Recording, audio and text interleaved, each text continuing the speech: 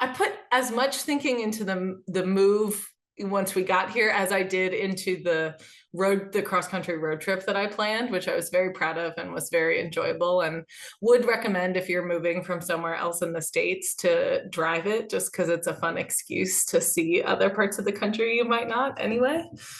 Um, but my advice for is a little bit different than what my experience was.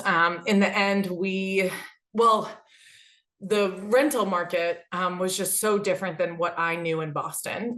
Boston is dominated by universities. So you rent a place 9 months ahead of when you need it, and all leases begin on September 1st, or for the most part. So, like, finding housing can be really challenging in Boston if you're not doing it way ahead of time.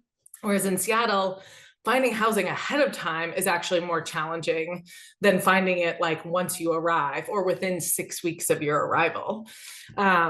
So I think, like, yeah, if I could have, what I would have loved to have done is like come out 6 weeks before, I was moving here to find a spot, but we ended up renting an apartment in Belltown, which is just north of the like downtown core, in the heart of the city.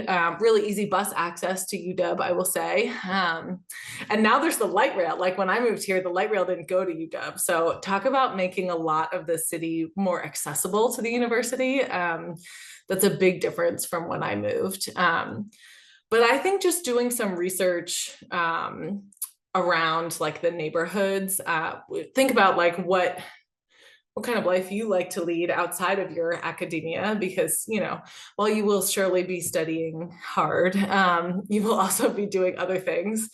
So what kind of nightlife do you like? What kind of recreation opportunities are you interested in? How quiet do you like your surrounding neighborhood to be? Like, if you like it quiet, don't move to Capitol Hill. If you don't like it quiet, move to Capitol Hill. But yeah, I would say my strategy was not as well thought out, although living in Belltown ended up being great exposure to a lot of the tourist activities in downtown Seattle at the time. I had a lot of visitors come in the first year, and it was really easy to just like walk around with them and where I lived, rather than always having to get on a bus to go somewhere. But I confess I did move out of Belltown after a year, because I was like, okay, now I know what I like and what I need. So that's another strategy too, is like finding a temporary solution for a little while until you get to know it a little bit better and what suits your lifestyle the best.